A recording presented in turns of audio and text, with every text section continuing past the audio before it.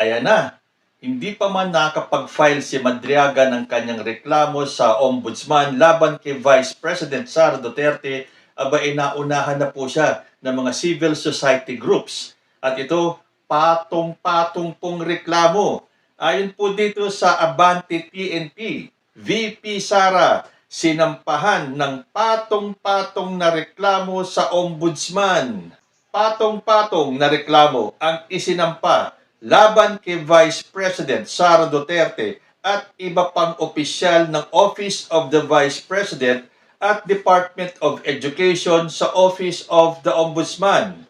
Inihain ang mga kaso nitong Biyernes, December 12, ng ilang miyembro ng civil society groups at mga personalidad mula sa simbahan.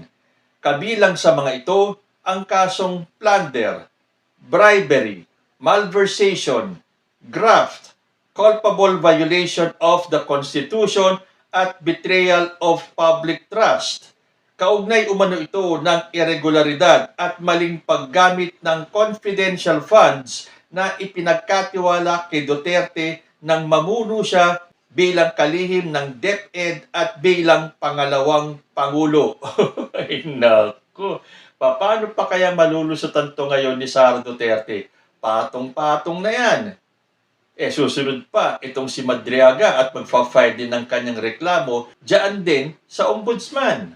Although kung papansinin nyo kahapon pa yung issue ni Madriaga pero hanggang ngayon wala pa rin lumalabas na statement galing sa Office of the Vice President. Samantalang dati kapag may isyong lumalabas laban kay Sara Duterte, maya-maya lang makakabasa na tayo kagad ng kanilang statement regarding kung ano man yung isyong ibinabato sa kanila. Ngayon, tahimik po ang kampo ng OVP. Ang mga nagsasalita lang, yung mga trolls. At gumagawa pa nga sila ng kung ano-anong issue. Tulad nitong si Jay Sonsa. Alam nyo, dati talaga bilib ako dito kay Jay Sonsa. Nung mag-partner pa sila ni Mel Chanco sa Mel and Jay. Bakit siya nagkaganyan? Meron kasi kung nabasang post niya na sinabi daw ni Madriaga na magkaklase daw sila ni Sara Duterte noon. Tapos may sinasabi pa si Jason paano daw magkakaganon, elementary pa lang si Sara Duterte during that time nung sinabi ni Madriaga na mag-classmate sila. Pero ang dami pong nagsasabi yung mga nakabasa ng affidavit ni Madriaga, wala pong nabanggit si Madriaga na naging mag-classmate sila ni Sara Duterte. Totoo ba yun? O talaga nagpapakalat lang ng fake news itong si Jason Nakita nyo ba nung dumating sa Office of the Ombudsman, yung mga nag-file ng kaso kay Sara Duterte? Napansin nyo ba yung bulto-bultong mga dokumento? Pero sa tingin niyo, malulusutan pa kaya ni Sara Duterte ang mga ito? Ayon naman po sa Rappler, plunder complaint filed versus Sara Duterte over confidential funds miss. Members of civil society groups and the church filed a plunder complaint against Vice President Sara Duterte with the Office of the Ombudsman on Friday, December 12. The groups hinged their complaint on Duterte's alleged misuse of her confidential funds as Vice President and when she was Department of Education Secretary. Complainants include activists, priests, Flavie Villanueva and Roberto Reyes, former Finance Undersecretary Cielo Magno and former Peace Advisor Teresita Deles, among others. Apart from plunder, the complaint includes the following allegations against the Vice President and some Office of the Vice President and DepEd officials. So apart from plunder, ito pa po yung mga kasong inihain sa kanya. Una, violation of Section 3A and E of Republic Act No. 3019 or Anti-Graft and Corrupt Practices Act. Pangalawa, malversation under Article 217 of the Revised Penal Code. Next, bribery and or corruption of public officials under Articles 210 and 212 of the RPC. Sumunod, betrayal of public trust under Article 11, Section 2 of the 1987 Constitution and culpable violation of the 1987 Constitution. A legislative inquiry revealed that contingent funds of the 2022 national budget were transferred for the OVP's 125 million pesos confidential funds, which Duterte's office spent in only 11 days. The issue of confidential funds was also among the grounds of the impeachment complaint against the Vice President. Based on the House's articles of impeachment, Duterte allegedly betrayed public trust and committed graft and corruption in her misuse and malversation of her confidential funds. So kung akala ni Chis Escudero at ng Supreme Court na tapos na ang kaso ng impeachment ni Sara Duterte dahil hinarang ni Chis at ng Supreme Court, meron pa rin naman pong ibang paraan. At ito na yung ibang paraan na sinasabi nila.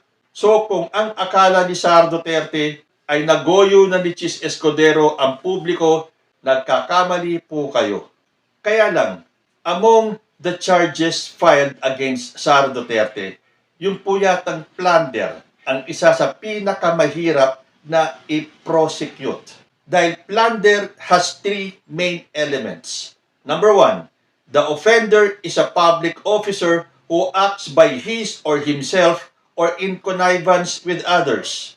Diyan, pasok si Sara Duterte. At naalala nyo, yung sinabi ni Sara Duterte na yung daw mga kilos niya sa DepEd ay kanya lang. Wala daw utos sa taas.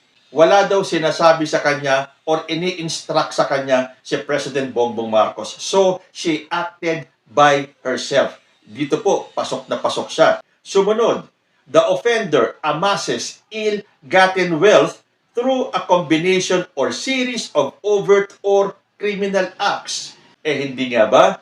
Kalat na kalat po yung balitang yan tungkol sa joint bank accounts na mag-amang Rodrigo Duterte at Sara Duterte.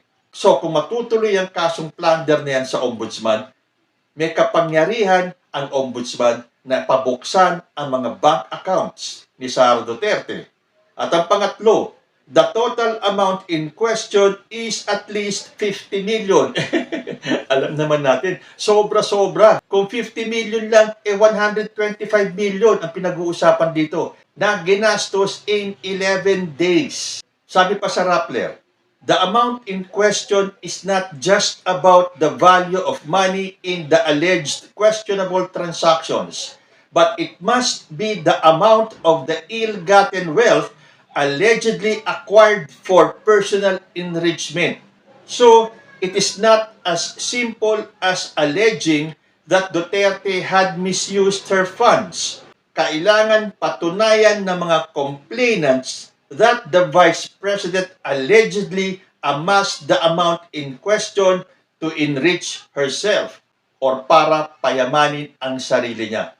Pero sa nakita natin bulto-bulto ng dokumentong dala ng civil society groups na yan, mukhang pinaghandaan nila ng mabuti. Lahat ng impormasyon na nakalap nila, na nandoon lahat sa bulto-bultong dokumento na ipinasa nila sa Office of the Ombudsman. Kaya nga itong mga DDS trolls binabanatan ng gusto si Ombudsman Boying Rimulya na sinasabi nilang siyempre itinalagayan ni President Bongbong Marcos. So nasaan ba ang loyalty niyan? So para sa kanila, sigurado na daw na mako-convict si Sara Duterte. Well, ganun talaga nung panahon niya ni Martires ang dami niyang ginawa na pumabor sa mga Duterte. Nagsalita ba kayo? Ngumaw-ngaw ba kayo? Hindi. Tapos ngayon nakaupo na si Boying Rimulya as ombudsman na natural naman na presidente ang magtatalaga. Ang dami niyong ngak-ngak. Ganito na lang, kung sa tingin ninyo malinis si Sara Duterte, ipaghandaan niya na. Dahil dito sa ombudsman, wala siyang kawala. Hindi siya pwedeng hindi umatin kapag siya ay pinatawag na ng ombudsman. At siyempre, huwag natin kalimutan, hindi po dyan nagtatapos yung mga kasong kakaharapin ni Sara Duterte. Dahil nakahanda na po itong si Madriaga, yung pong dating bagman ni Sara Duterte, na magfa-file din ng sarili niyang reklamo dyan sa ombudsman. So paano ba yan mga DDS? Tuloy lang, magpakalot pa kayo ng kung ano-anong kasiraan ni Madriaga, ni Boying Rimulya, ni President Bongbong Marcos. Itodo nyo na. Dahil ito na po ang oras ng katotohanan. And para sa akin, Sara Duterte is doomed. Kayo po, ano ang masasabi ninyo? Comment lang po down below and I will see you in my next video. Diyos ti Agnina.